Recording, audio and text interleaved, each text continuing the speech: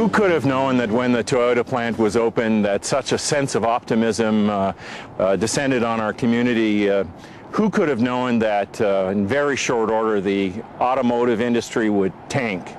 But recently, and that is a few weeks ago, we had an announcement that the plant was going to a second shift. 800 new jobs created. What a great Christmas present for the city of Woodstock. Are you a regular bus rider? Yes. And you don't own a car? No. And so does it feel good in that seat? Yes.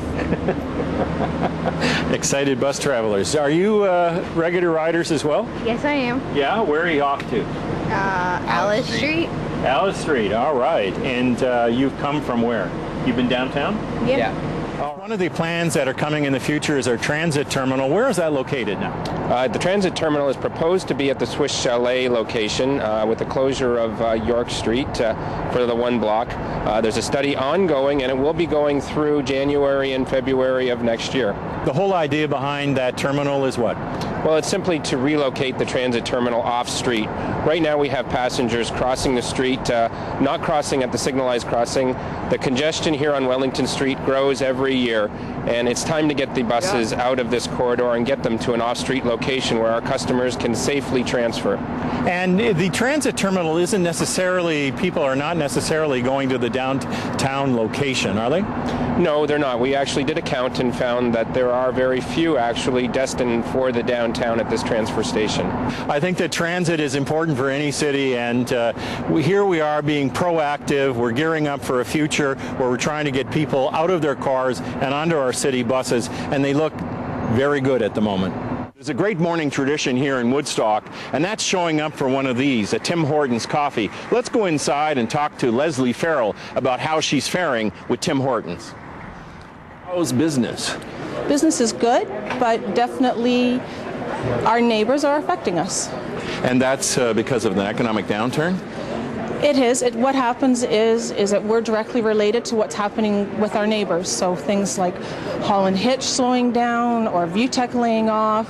Our customers don't come in quite as regularly. We're still busy, but what's happening with our neighbors definitely affects. When they lay off a midnight shift, we don't have those guys coming in for their coffee. We're going to lose our friends Hobart shortly, and we have those guys come through every day at lunch, and we're going to miss those guys when they're gone. But this is a Canadian tradition. I mean, it should be immune, shouldn't it? Coffee, we can't start our day without coffee. No, you can't, and remember that, please. But our business is changing a little bit, and what we have to focus on is making sure that we're giving a good quality product and our good service every single morning, every single day, no matter what's happening on around us. But definitely our local community supports us. Right, and of course that drive to work or drive from work, if that doesn't happen, they don't come in for coffee, because a lot of our customers will be here 3-4 times a day. You're coming on your way to work, you're coming on your first break, your second break, and you're getting that coffee on the way home before you have to go home and make supper. So if you're not working, you're not coming in 4 times a day. Maybe you're coming in once or twice, but you're not coming in that 2 or 3 times. So we have great hopes for the future. Obviously the economic reality has to improve for your business to come back to where it once was. For sure. Yeah. We haven't slid that much by any means. We're still strong. We're still a great product, and we're going to continue to serve that. But, Viewtech is hiring again, so we're happy with that. With Boschut down the street from us, Hino is just down the street from us. So these guys all support us. So with them all being back at work, we're fine. And as long as they keep working, we're going to keep working. The retail market in Woodstock has been soft for the last little while. And of course, when you shop local, you contribute to the economy locally. So let's go inside and talk to Roger Banghart, who's the owner-operator of this Leon store here on Dundas Street. Our biggest competition comes from the London area. There's some very strong independents here in town, but a lot of consumers go to London. Why do they do that? There is a number of big box stores in London, and there's a huge selection there, and so they end up going there. They have to realize that our pricing here in Woodstock is the same as in London, and we will match any pricing that the other stores in London have, and we also take away an old mattress if they purchase it here. We will also take away their old appliances if they purchase their appliances here. The London stores cannot do that, will not do that. Tell me about Canadian-made product. Is such a thing exist these days in the furniture trade? Absolutely. It's mainly upholstery. Sofas is what I'm talking about. Tell me about this furniture. This stuff is made by Declarest in Toronto, along with this brown one here and this gray one here. Gray is the new brown. Brown has been very hot lately, and that's what the interior designers are telling me. Gray is the new brown. Gray is the new brown. And so over here, the same thing? Both these are Toronto-made sofas, both gray. How often these days are people buying on price only, not on quality? I think we have some pretty astute buyers here in Woodstock. Sometimes when Leon's promotes some real inexpensive product, we don't seem to sell it here in Woodstock.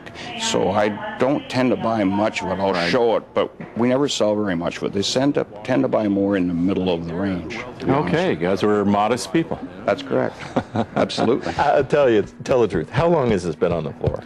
This was in last month's flyer, so Was it? maybe 45 days. Really? Yep. Wow, it's not my cup of tea, No, but obviously. not mine either, but we've sold a few of them. And these kinds of sectionals, are they coming back? I mean, I could sleep on this. Absolutely. Well, that's so you got room for your feet and your dog, and keeps the hair from your dog off the sofa. Hey, big time issue. Absolutely. We have a dog that sheds hair. Of course, he's a hairless dog. Yes, Started yeah, selling. yeah. What's different, or what's going to change for flat screen TVs? Well, the newest trend certainly seems to be LCD is getting a lot stronger than plasma. They're more efficient as far as usage of hydro, so they're more eco-friendly, and they're actually coming out with, this year there's been some LED TVs, not LCD, LED TVs, and they're the next evolution, and they will be hot at Christmas time this year. Over the last 12 months, anyone who's been living here in Woodstock knows that we've been struggling with finding a new site for our Woodstock Art Gallery, particularly over the classroom space that was needed here in the city. We've selected a downtown site right across from our National Historic Site, our museum, and of course we're going to have that art gallery up and running by early 2011. Here at Kelsey's on Norwich Avenue with Simon Amakuchi. And of course, how's business these days? Well, it's picking up for the Christmas season. Much better than it was last year going into Christmas. Still not back to what it used to be.